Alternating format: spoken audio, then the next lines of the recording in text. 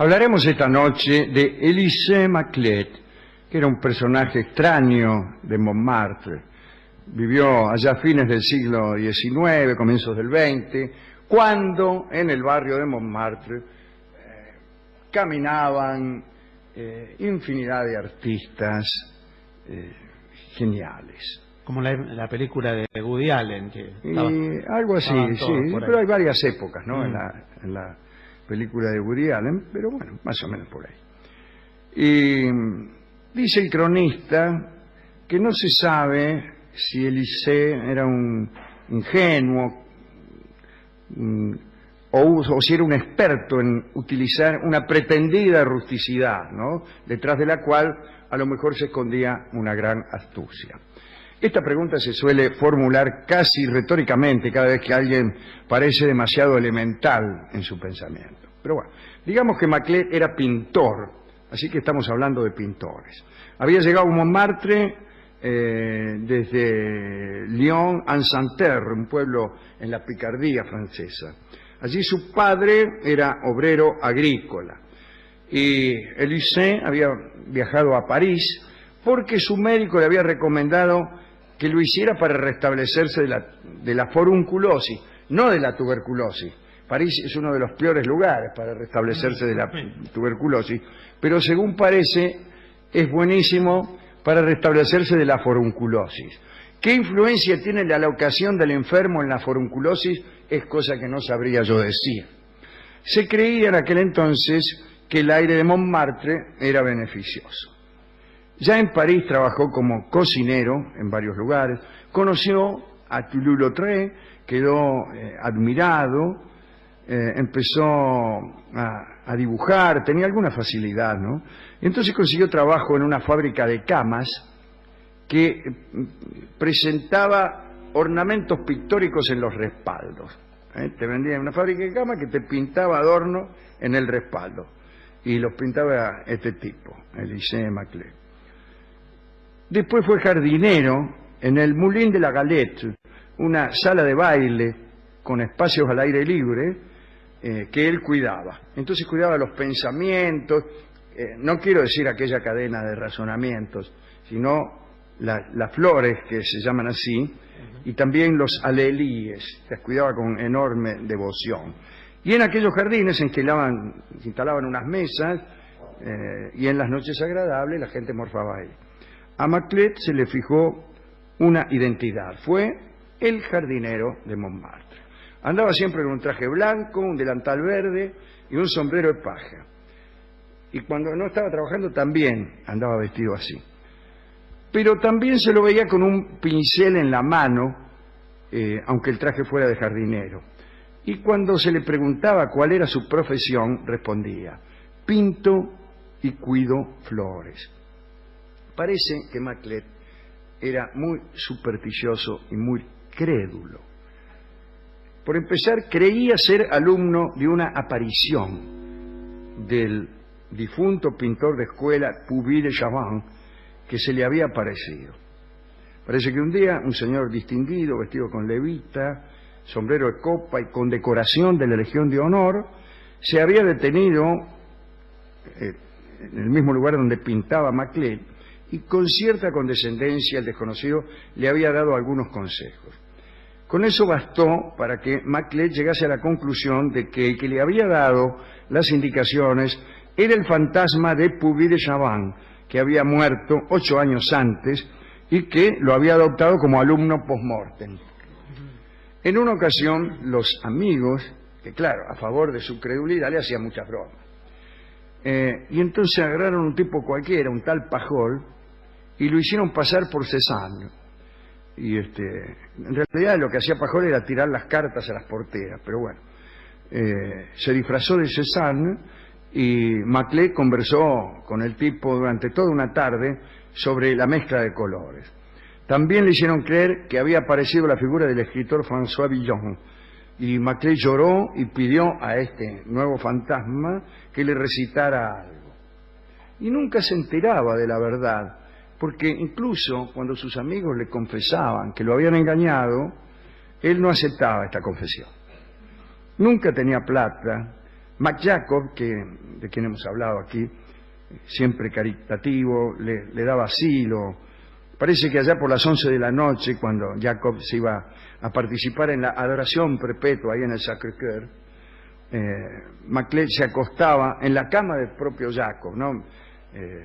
Y a veces, para no perturbar su sueño, Jacob volvía, lo veía polillando ahí, y se iba a dormir al Sacré-Cœur. Eran toda gente muy pobre, muy pobre. La pintura de Maclet pasó de las flores, de los respaldos, de las camas, a los paisajes de Montmartre pintaba. Algunos decían que era pintura reiterativa, pero bueno. Bueno, el propio biógrafo de Maclet dice que era una pintura grosera y con una gran pobreza de confección. Bueno, si el que te escribe la biografía habla así, calculá. Los mejores trabajos de Maclet eran copia de la obra de Utrillo, Maurice Utrillo, y trataba estos temas a partir de las postales. Se compraba las postales de Utrillo y las copiaba, como hacemos tanto, ¿no? A ver un momento. Sí. ¿Quién es? Hola.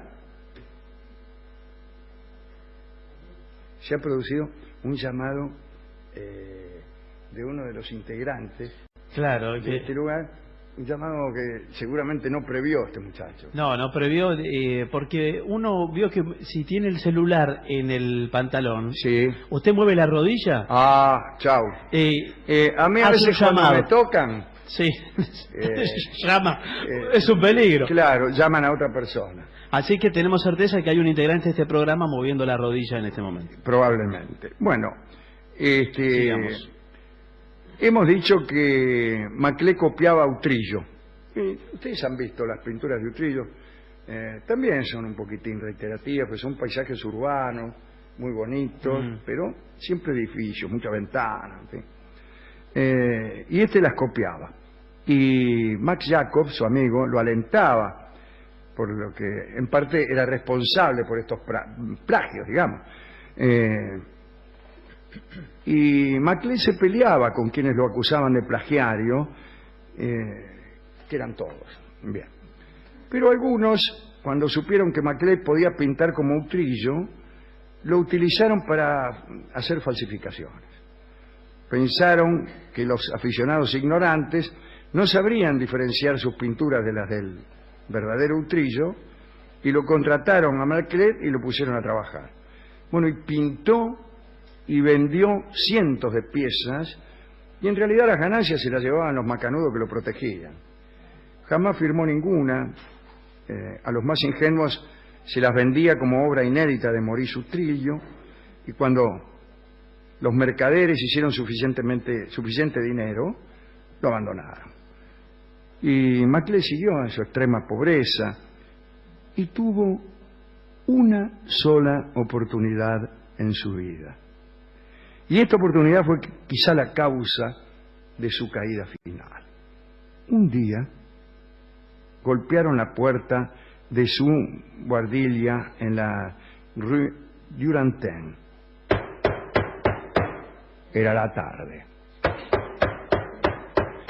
El que golpeaba era nada menos que Henry Ford. Henry Ford, de los autos, que había visto la obra de Maclet y le había gustado. Elisée, asustado, poco acostumbrado a los elogios, le dijo que él en realidad era un imitador mediocre y que poco valía la pena lo que podía ofrecer. Pero Ford, después de haber observado la obra, eligió 5 pinturas. Y en el momento de pagar, se equivocó Ford. Maclet le dijo una cifra y Ford escuchó 10 veces más o 20 veces más, no sé. Y sacó la plata y se la dio, no sé si 25.000 francos, algo así. Le hizo un cheque. Agarró los cuadros y se fue. Y este quedó ahí con una guita que nunca había visto. Y quedó trastornado por tanto dinero. Volvió al Moulin de la Galette y entró a escabiárselo todo. Y se chupó las 25 lucas. Festejó tanto que tuvo que ser internado para una desintoxicación. Cuando salió, siguió festejando. En verdad, a partir de aquel momento, el momento en que le vendió los 5 cuadros a Henry Ford, no volvió a hacer nada bueno. Vivía en el hospital. Y a cada regreso, después de juergas incesantes con la guita de Ford, ya no hizo más que mamarrachos informes. Y sin embargo vivió hasta los 80 años en Montmartre. Murió, después de todo, ya en nuestro tiempo, en 1952. Llegó a conocer este mundo, ¿no? El mundo en que vivimos hoy. Y se lo ha recordado alguna vez como el utrilio de los pobres. Si fuéramos proclives a las moralejas, aconsejaríamos evitar los golpes de suerte y las visitas de Henry Ford a nuestras casas, ¿no? Para comprarnos cuadros especialmente, ya que podríamos conjeturar que todo aquel que es visitado por Henry Ford después termina haciendo mamarrachos e intoxicándose. Pero no. Muchas personas han sido visitadas por Henry Ford y no han terminado intoxicados. Bueno, esto tampoco demuestra nada, ahora que pienso, ¿no? Nada demuestra nada. ¿A quién dedicar esto? Bueno, al pobre Elisée Maclet y a los juerguistas de aquel entonces de Montmartre, que gustaban de hacer creer cosas, se hacían pasar por aparecidos, y por cierto, a Puvis de Chavannes, que a lo mejor verdaderamente se le apareció. ¿Qué sabemos? Ser alumno de una aparición es estupendo. Ser alumno de un fantasma. Después de todo, el propio Quevedo, en su inmortal soneto, dice que él escuchaba con los ojos a los muertos. Escuchar con los ojos a los muertos. Bueno, ese era leer.